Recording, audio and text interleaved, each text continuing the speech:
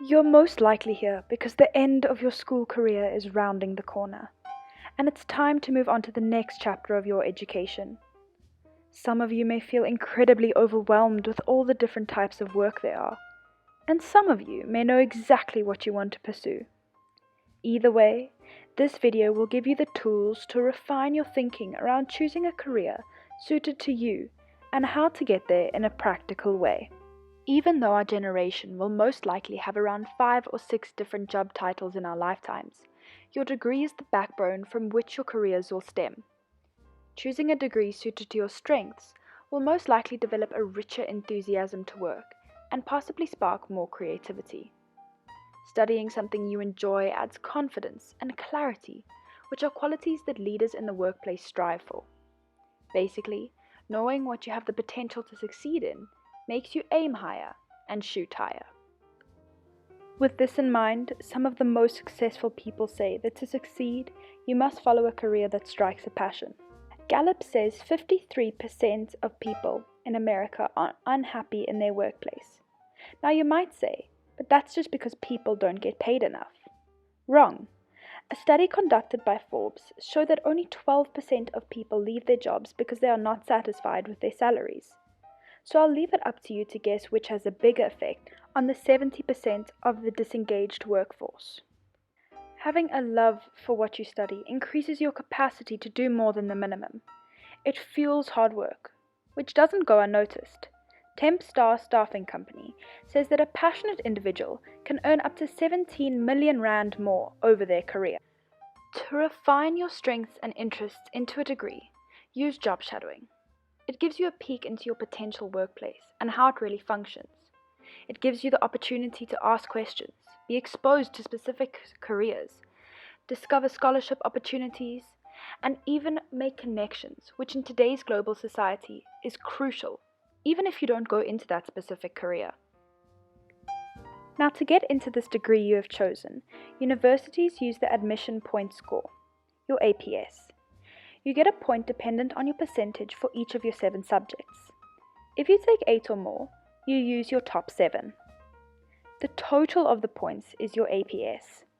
Note, first, that each university could have allocated a different minimum APS to a course, even if the degree is the same.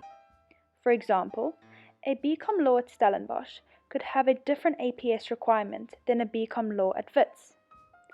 Secondly, that this is only to see if you qualify for the minimum requirement, not a guarantee. Lastly, although your matric marks are used to calculate your APS, your grade 11 marks are just as important. The marks you receive in your second last year of school can be used to apply for provisional access into university, which is extremely limited. If you qualify for early access, your matric marks only confirm your acceptance. Remember that each university has different deadlines for application, and your marks that you use could be dependent on that.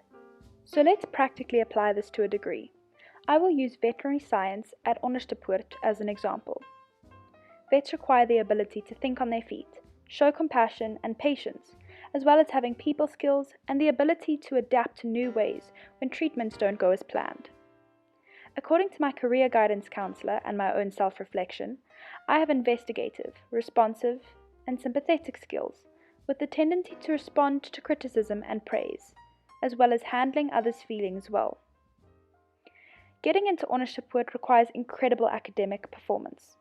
Applicants that have a total point of 520 when their top 6 subject percentiles are added together will be considered for acceptance. Secondly, a portfolio of 300 job shadowing hours are required, 100 of these being in wildlife, another 100 in domestic, and a final 100 in farm veterinary experience. 50 of these hours need to be done in a state institution. Lastly, the value-added questionnaire can help a great deal with points, through President's Awards, leadership positions, or being a member of the Junior City Council. And after all of this, one still has to pay plus minus 50,000 Rand per year to attend Onderstepoort. However, financial aid is available, either through NSFAS if your parents earn less than 360,000 Rand per annum, or through Fly at UP to get a range of discounts if your marks are between certain percentiles. For example, achieving between 90 and 100% can get you 25,000 Rand off your first year.